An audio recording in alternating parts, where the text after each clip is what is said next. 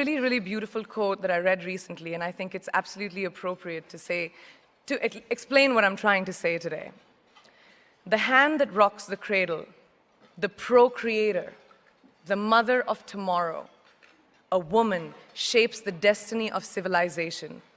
Such is the tragic irony of fate that a beautiful creation such as a girl child is today one of the gravest concerns facing humanity.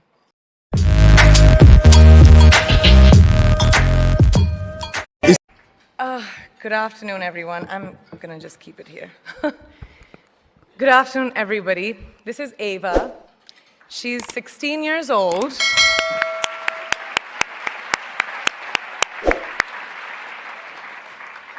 An age where girls should be enjoying their innocence and joys of their youth, but she, at such a tender age, understands the importance of being a voice for her peers, an advocate for young girls and women around the world who may not have the opportunities that us sitting over here have.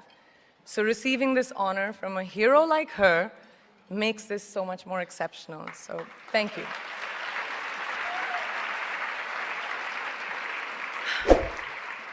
Good afternoon, and thank you, and wow, I am so privileged and so honored to be sharing this afternoon with all of you and these incredibly amazing women that are being honored today. I'd like to extend my congratulations to each one of you, Octavia, Michelle, Kelly, Patty, and all 50 women that have been included in the Impact Report. Your achievements not just inspire me, but also so many others to work harder, to be better, and to make a dent wherever we can. So I'm very, very proud to be standing alongside of you. So in life, you know, there are moments when you stop and ask yourself, how did I get here? Like, why am I standing here?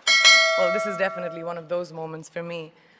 And I find myself going back to the beginning, back to my roots. I was born to incredible parents, amazing parents who served as doctors in the Indian Army.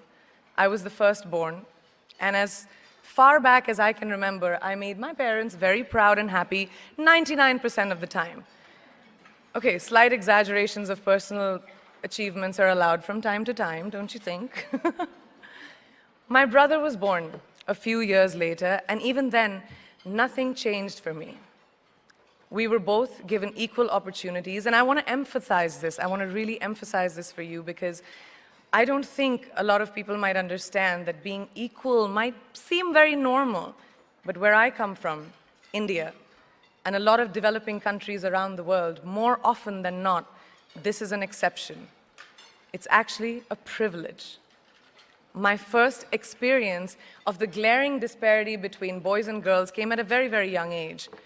I grew up in a middle-class family with extremely philanthropic parents who constantly reminded me and my brother how lucky we were and how giving back to those who were less fortunate was not a choice. It was a way of life. Simple.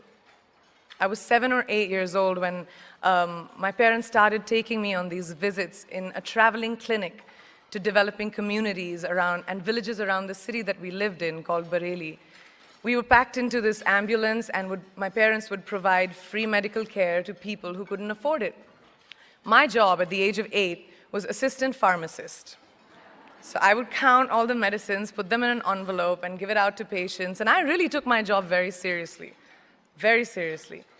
But the more I went on these expeditions, the more I began to notice the simplest things that distinguished a boy from a girl, or a man from a woman. For example, girls were pulled out of school when they hit puberty because they were considered ready for marriage and babies. That's 12 and 13, while boys still enjoyed their childhood. Or basic human rights, such as healthcare, were denied just because they were women. Let's call this whole experience trigger number 1 for me. Fast forward a few years and many, many triggers in between.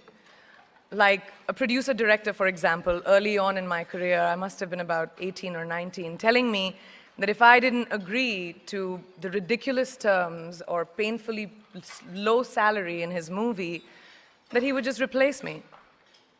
Because girls are replaceable. in the entertainment business. That was a memorable one. Made me decide to make myself irreplaceable. But I think what really moved the needle for me and ultimately led me to create the Priyanka Chopra Foundation for Health and Education and around the same time partner with UNICEF was an encounter with my housekeeper's daughter. About 12 years ago, I came home from set early one day and she was sitting in my library reading a book. And she must have been 8 or 9 years old and I knew she loved reading. So I asked her, I was like, it's a weekday, why aren't you in school? And she said, oh, I don't go to school anymore. So I went and asked her mother, and I said, why isn't she in school? And her mom said that her family couldn't afford to send her and her brothers to school, so they chose the boys. The reason, she would eventually get married and it would be a waste of money.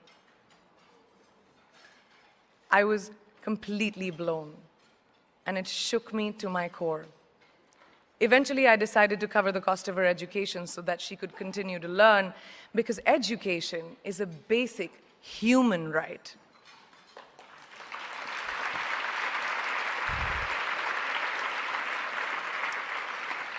And a huge necessity, especially today. From that point on, I was determined to make a difference in as many children's lives as I could, in whatever big or small way that I could contribute. There's a really, really beautiful quote that I read recently, and I think it's absolutely appropriate to explain what I'm trying to say today. The hand that rocks the cradle, the procreator, the mother of tomorrow, a woman shapes the destiny of civilization. Such is the tragic irony of fate that a beautiful creation such as a girl child is today one of the gravest concerns facing humanity. Girls have the power to change the world. It is a fact, and yet today, girls are more likely than boys never to set foot in a classroom, despite of all the efforts and progress made over the last 2 decades. I'm just going to give you a stat, more than 15 million girls of primary school age will never learn how to read or write, compared to 10 million boys. Primary school, it's the beginning of our future. Over the last 11 years, I have witnessed firsthand the incredible work that UNICEF does for children around the world, especially victims and survivors of child marriage, displacement, war, sexual violence. But there is still so much work to do. And for me, that is the fuel to my fire. The reason I'm so committed to this cause, and that is where my passion stems from, because I know that a girl's education not just empowers families, but communities and economies. A result of her education, we all do better. It's just as simple as that. As entertainers and influencers sitting in this room, I feel that it's our social responsibility to be a voice for the voiceless, which is why I applaud each and every woman in this room for being such a badass.